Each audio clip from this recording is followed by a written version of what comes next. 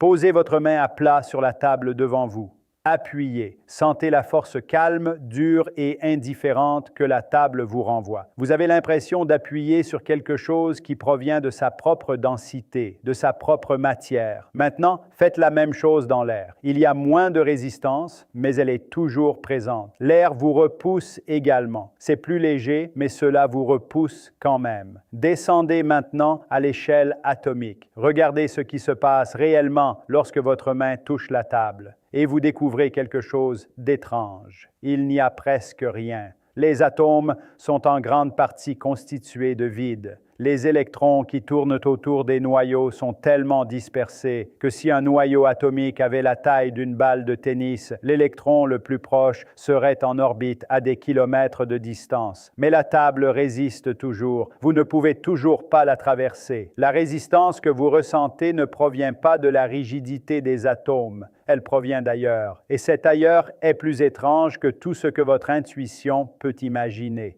La question de la résistance est en fait celle de la masse. Pourquoi est-il difficile de pousser un réfrigérateur, mais facile de pousser un morceau de craie? La réponse classique, parce que le réfrigérateur est lourd, n'est pas une explication. Reformulez le problème avec d'autres mots. Dire qu'un objet est résistant parce qu'il a une masse, c'est dire qu'il est résistant parce qu'il est résistant. Cela vous semble illogique, n'est-ce pas? La physique ne se satisfait pas de ce cercle vicieux. Elle veut savoir ce qu'il y a en dessous. Pendant longtemps, la masse a été considérée comme une propriété fondamentale, quelque chose qu'un objet possède simplement, comme sa couleur ou sa forme. C'est la fin de l'histoire. Mais au XXe siècle, lorsque les physiciens ont commencé à descendre à l'échelle des particules élémentaires, ce confort s'est effondré. À cette échelle, la masse n'est plus évidente. Il y a un problème grave. Les équations qui définissaient les forces de la nature, l'électromagnétisme, les forces nucléaires, avec une précision extraordinaire, donnaient des résultats cohérents et élégants à une seule condition: que les particules élémentaires soient sans masse.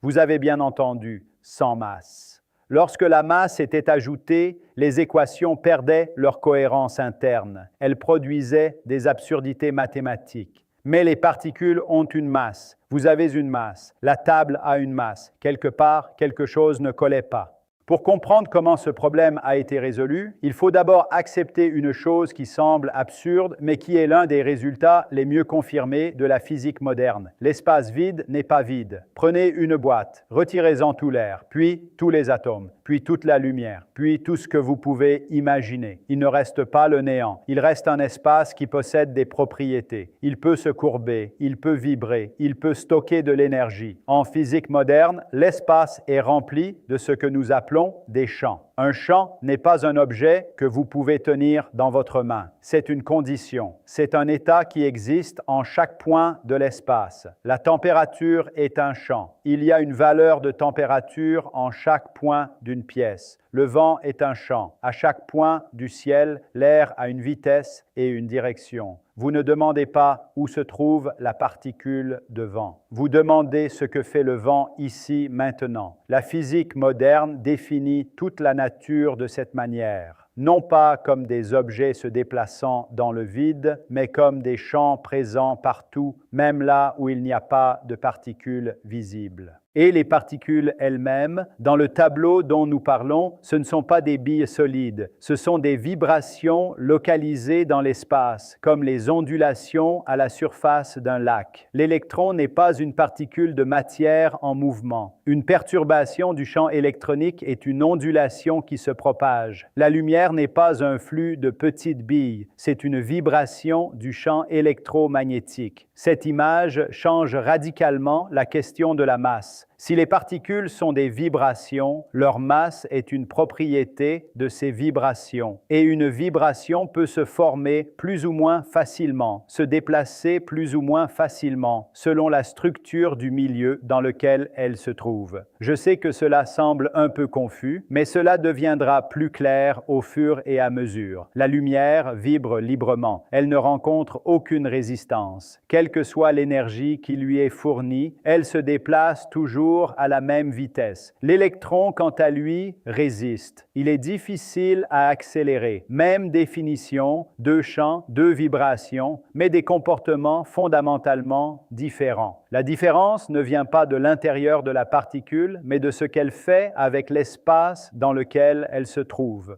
C'est là qu'intervient le concept de symétrie, un mot qui semble appartenir au domaine de l'art, mais qui est en réalité l'un des outils les plus puissants de la physique, une sorte de magie. Un cercle est symétrique, car il reste identique quel que soit le nombre de rotations qu'on lui fait subir. Les lois de la physique sont symétriques, car elles donnent les mêmes résultats quel que soit le lieu ou le moment où l'expérience est réalisée. La symétrie est restrictive. Elle élimine des possibilités, elle réduit ce qui est autorisé. C'est précisément cette restriction qui garantit la cohérence des équations. Le problème avec la masse est qu'elle perturbe ces symétries. Ajouter manuellement de la masse aux équations, c'est comme tracer une flèche sur un cercle. La symétrie disparaît et avec elle la cohérence mathématique. Les physiciens du XXe siècle se trouvaient apparemment dans une impasse. La symétrie exigeait des particules sans masse, tandis que la réalité exigeait des particules avec masse. Ces deux exigences semblaient incompatibles, jusqu'à ce qu'on comprenne que la symétrie pouvait être rompue, non pas dans les lois, mais dans l'état du système. Imaginez un crayon en équilibre sur son extrémité. La situation est parfaitement symétrique dans toutes les directions horizontales. Les lois qui régissent le crayon agissent de manière égale dans toutes les directions. Mais le crayon ne reste jamais en équilibre. Il tombe et, en tombant, choisit une direction. La symétrie des lois ne signifie pas que le résultat sera symétrique. Dans le cas présent, le crayon qui tombe dans une direction donnée rompt la symétrie autorisée par les lois. Ce phénomène est appelé rupture spontanée de symétrie. C'est un concept fondamental. Cela signifie que les lois peuvent être symétriques, même si le système dans lequel elles s'inscrivent ne l'est pas. Traduisons ce principe dans le langage des domaines. Un domaine peut avoir une énergie liée à sa valeur, et cette énergie peut prendre la forme d'un paysage composé de collines et de vallées. La nature préfère les énergies faibles, tout comme j'aime m'asseoir tranquillement dans ma chambre. Une balle placée au sommet d'une colline est dans une position symétrique. Chaque direction de descente est équivalente, mais la moindre secousse la fait rouler vers une vallée particulière. Lorsqu'elle entre dans cette vallée, la symétrie a disparu. Et bien que les lois n'aient pas changé, le système a choisi l'un des états possibles. Si la configuration la plus stable d'un espace n'est pas zéro, si la vallée la plus profonde n'est pas au centre mais sur le côté, cela signifie que l'espace lui-même est rempli de cet espace en repos. Pas à zéro, à une valeur non nulle. Et tout ce qui se déplace dans cet espace se déplace dans un environnement qui a déjà une valeur, qui n'est pas neutre, qui répond. La masse naît précisément de cette réponse. Un champ remplit tout l'espace à son niveau d'énergie le plus bas. Certaines particules interagissent avec ce champ lorsqu'elles se propagent. À chaque instant de leur mouvement, elles le perturbent légèrement. Cette perturbation continue crée une résistance. Non pas une résistance mécanique, mais une résistance à l'inertie. La particule se comporte comme s'il lui était difficile de se détacher de sa position, comme si elle transportait quelque chose. Ce quelque chose, c'est la masse. Et ce qui est remarquable, c'est que cette masse n'est pas stockée à l'intérieur de la particule comme des pièces de monnaie dans une poche. Elle résulte de l'interaction entre la particule et le champ qui l'entoure. Supprimer l'espace, hypothétiquement, dans un univers où cet espace n'a pas de valeur de repos non nulle. Et la même particule devient sans masse et se déplace à la vitesse de la lumière. La masse n'est pas une propriété intrinsèque, c'est une propriété de la relation entre une particule et l'état du vide qui l'entoure.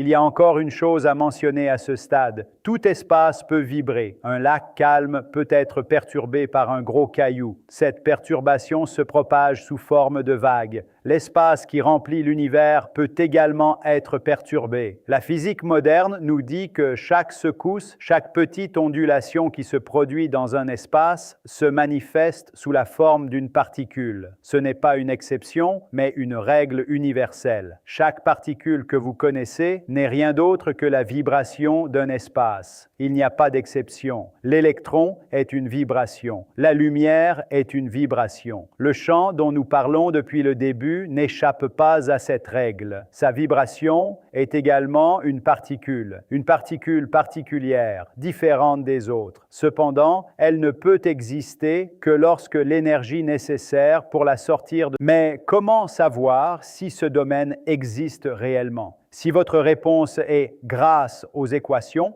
sachez que la physique ne se fie pas à la beauté des équations. Elle exige des preuves. Ici, la preuve ne peut venir que d'une seule source: produire cette vibration, forcer le champ à révéler sa particule. Pour cela, il faut concentrer une énergie extrêmement importante dans un espace extrêmement petit, bien plus que ce que la nature peut produire spontanément dans des conditions normales. Il faut construire des machines qui propulsent les particules à des vitesses proches de celles de la lumière et les font entrer en collision. Lors de ces collisions, l'énergie cinétique des particules peut se transformer en d'autres formes d'énergie, si l'énergie est suffisante, en vibration du champ que nous recherchons. Ce n'est pas de la magie. La nature préserve l'énergie avec une précision incroyable, mais elle permet également des transformations. Si l'énergie est suffisante, deux particules se déplaçant à grande vitesse peuvent se transformer momentanément en une particule plus lourde. Ces collisions ne créent pas le champ. Le champ est déjà là. Elle le secoue simplement assez fort pour rendre ses vibrations visibles, mais il n'est pas possible de voir directement cette particule. Elle n'a pas le temps de laisser une trace visible, car elle se désintègre presque instantanément en d'autres particules. Ce que les détecteurs enregistrent, ce n'est pas la particule elle-même, mais les produits résultant de sa désintégration. D'autres particules projetées dans des directions précises, avec des énergies précises. Chaque désintégration ressemble à une minuscule explosion dont vous ne pouvez voir que les débris. Les physiciens remontent le temps à partir de ces débris et reconstituent ce qui s'est passé. C'est là que les statistiques deviennent indispensables. Une seule collision ne prouve rien. De nombreux processus différents peuvent produire des résultats superficiellement similaires. Pour distinguer le signal du bruit, il faut examiner des millions, voire des milliards d'événements à la recherche d'un motif qui se répète plus souvent que ne le permettrait le hasard. Cette méthode d'accumulation patiente n'est pas une faiblesse, mais l'essence même de la méthode que nous utilisons. La découverte n'est pas un moment dramatique où quelqu'un regarde l'écran et comprend tout. La convergence lente des preuves, la réduction progressive de l'incertitude, le fait que le doute finisse par devenir insupportable sont l'un de nos plus grands atouts. Lorsque les preuves se sont enfin réunies, ce qui a été confirmé n'était pas une simple particule, c'était toute une perspective. L'idée que l'espace n'est pas un vide, mais au contraire un environnement vivant rempli de zones où son énergie est la plus faible. L'idée que les particules ne sont pas des objets transportant quelque chose, mais des processus nés de relations et existant grâce à elles. Et l'idée que la masse, cette masse si ordinaire, si quotidienne, est en fait le produit de l'interaction d'une vibration avec un champ qui remplit l'espace. Cette perspective change ce que vous ressentez au bout de vos doigts lorsque vous appuyez sur la table. Cette résistance n'est pas une réalité brute issue de la nature du monde. C'est le reflet à la surface d'un ordre invisible, des champs, des symétries, des creux d'énergie, des interactions. La table résiste parce qu'elle est faite d'une matière solide. C'est ce que vous pensiez. En réalité, la table résiste parce que les plus petites particules qui la composent sont en constante interaction avec un champ qui remplit tout l'espace depuis les premiers instants de l'univers. Et cette interaction se traduit par une résistance que vous ressentez au bout de vos doigts. Il convient ici de préciser les limites de cette explication. Le domaine dont nous parlons n'est pas responsable de la totalité de la masse que vous observez autour de vous. La majeure partie de la masse des atomes ordinaires, la masse des protons et des neutrons, provient d'autres effets, l'énergie accumulée dans les mouvements et les interactions de leurs composants internes. Même sans ce domaine, les protons seraient lourds. Le champ joue un rôle important, mais il n'est pas seul. Il fait partie d'un tableau plus large. Il est indispensable, mais il n'est pas le tableau lui-même. Cette modestie est importante. En physique, rien n'est aussi central qu'il n'y paraît lorsqu'on le découvre. Chaque réponse fait naître une nouvelle question. Pourquoi ce champ a-t-il cette forme? Pourquoi se situe-t-il à la valeur qu'il a choisie? Pourquoi certaines particules interagissent-elles fortement avec lui, tandis que d'autres ne sont pratiquement pas affectées? Ces questions restent sans réponse, non pas comme un aveu d'échec, mais comme une invitation. Lorsque le nom d'une chose prend une importance considérable, ce nom finit par prendre le pas sur sa signification. Il fait bonne figure dans les gros titres, attire l'attention des gens, mais c'est précisément pour cette raison qu'il crée de fausses attentes, comme si ce nom, au-delà de la physique ordinaire, appartenait à quelque chose de sacré en soi. Or, en physique, aucune particule n'est sacrée. Chacune d'entre elles est un indice, la trace d'un mécanisme. Ce qui rend ce domaine et ses vibrations importants, ce n'est pas leur place au centre de l'univers dans un sens philosophique ou mystique. C'est le fait qu'elles résolvent de manière cohérente et claire un problème technique qui restait insoluble depuis des années. Elles préparent le terrain pour que les particules puissent gagner en masse sans perturber les symétries délicates qui maintiennent la théorie. Cela semble banal, mais en physique, les solutions qui semblent banales sont souvent les plus profonde. La nature ne fait pas de grands gestes, elle choisit simplement ce qui fonctionne.